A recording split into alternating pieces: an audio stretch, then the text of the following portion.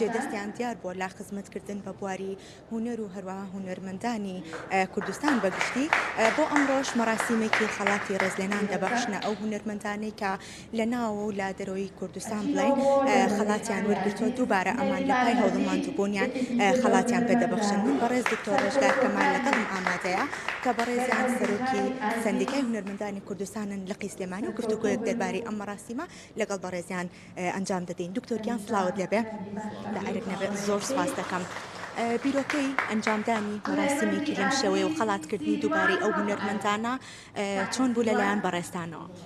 هەڵبەتە من لە سەرەتا بە گرنگم زانی کە ئەو هونەرمەندانەی کە توانی وانە لەسەر ئاستی ناوخۆیی و دەرەوە لە فێستیڤاڵ و لە چالاشەکان و لە پێشانگاکان و هەموو پرۆژەم لەلایەن کە کراوە توانیویانە خەڵاتکردن یاخود توانیویانە پلەبەندەکان ببڕن، یانی یەکەم بن دووەم بن سێەم بن.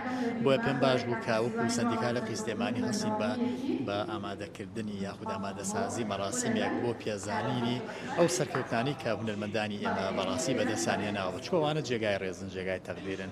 لەمەوە ئیتر من بیرم بۆ کە لەگەڵ ناوەندە هونەرەکانی لە قی سلێمانیا دانیشتمەوە گفتوگۆم لەگەڵاکردن کە کار لەسەر ئەم بیرۆکەیە بکەین و بۆ ئیتر لێپسراوی ناوەندە هونەرەکانم سەرپشک کرد بۆ ئەوەی کە هەریچێک لەوان هونەرمەندەکان دەستنیشانکردنەوەوانی کە توانیویانە خەڵات بەدەست بێنن لا مەڕایسمێکی شایستەدا ئێمەش بەسەریا بکەینەوە ڕێز و پێزانین خۆمانی بەڵ. دکتۆر ئەمە بپرسم کۆی گشتی مەراسیمەکە چی لە خۆ دەگرێت یاخۆت ئەو بەشانی کە لەنێو ئەم مەراسیمەدا پێشکەشەکرێن چی؟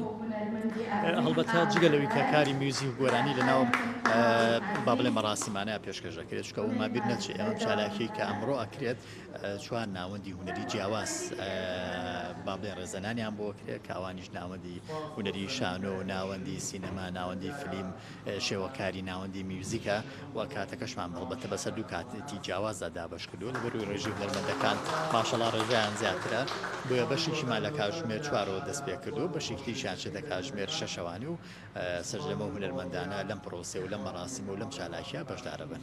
خۆش بێ بە هیوای سەرکەوتن دووبارە بەخشینی خەڵاتی ڕێزلێنان بۆ ئەم هونەرمەندانە لەلایەن بەڕێستانەوە سەندیکای هونەرمەندانی کوردستان لە قی سلێمانی چ پەیامێکی لە پشتە؟ هەڵبەتە ئێمە ئەوە بڵین کە ڕاستە لە بارودۆخێکی بەڕاستی نەهەموارین کە ئەمانش بەرۆکی هونەرمەندانیشی گرتووە، بەڵام جێگەی دەستخۆشیە کە هونەرمەندانی ئێمە و بەتابەت هونەرمەندانی ئەم شارە کە هەمیشە پێشان بوون، هەمیشە جێدەستیان دیار بووە.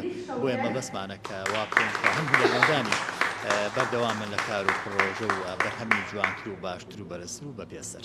زۆر سپاس بۆ بەڕێستان مانتوو نەبن، هیوای سەرکەوتنتان بۆ خوازین. زۆر سپاس. بەڵێ سەوسان لێرە چەند بەشێکی جیاواز لە هونەری شێوەکاری، موزیک، شانۆ، سینەما لێرە خەڵاتی ڕێزلێنانیان پێدەبەخشێ. من یەکێک لە بەڕێز مامۆستا زۆزەکارە داخی وەرەگرم کە بەڕێزیان لێپرسراوی ناوەندی بەشی موزیکن لەنێو سەندیکای هونەرمەندانی کوردستان. مامۆستا سلااوت لێبێ بە ئەرک نەبە فەرمیتەرە. زۆر سپاس. لە ڕوانگەی بەڕێستانەوە دووبارە بەخشینی خەڵات بۆ ئەم هونەرمەندانە چ کاریگەریەک لەسەر بەرەو پێشچوونی هونەری موزیک و گۆرانی کوردی دروست دەکات؟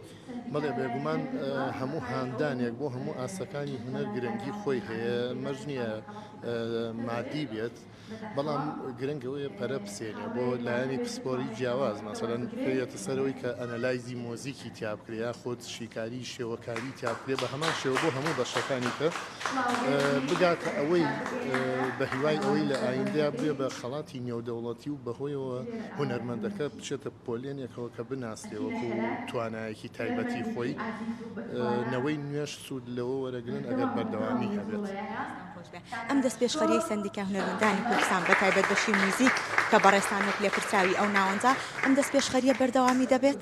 من پێم باشە بەردەوامی هەبێ، وەکو پێشدا ئاماژەم پێیا بە مێزگر لە ڕێگەی شیکایی بەرهەمەکانیانەوە وەکو دەنگ پێشکەش کرێ، کۆمەڵی هونەرمەندمان کرێ، کۆمەڵی ئەوانەی کە لە بواری خوێندنان لە خوێندنی باڵایان سوود لەو ئەزمونانەی پێشووتر وەرگن و نەوەی داهاتوو بزانێت چۆن ئەزمونەکانی پێشکەشەکات و دڵنیا بێت لە هونەرەکەی.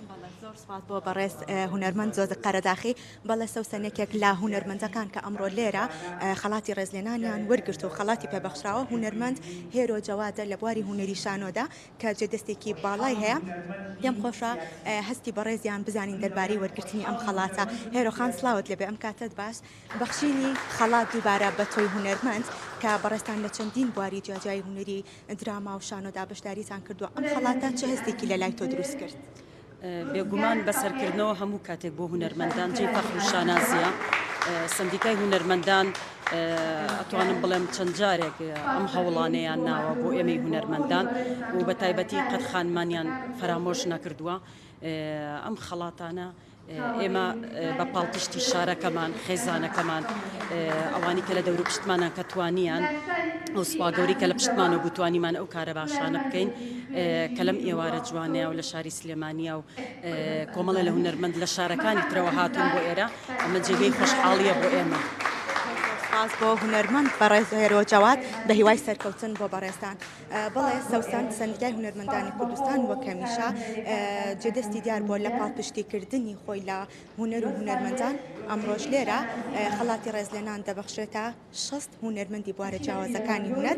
ئەم مەراسیمە تا کاتژمێر 6 ئێوارە لە هۆڵی ئازادبوون لە شاری سلێمانی بەردەوامی دەبێت و هونەرمەندان بە گرنگیەوە باس بەم جۆرە خەڵاتانە دەکەن و بە هیوای ئەوەن کە خەڵاتەکان گەورەتر بکرێن و بۆ ئەوەی هاندانێک بێ بۆ ئەوان کە بتوانن لە کاری تر و لە پرۆژەی ترا بەشداری بکەن. ڕێژنا سپاس بۆ زانیاریەکانت.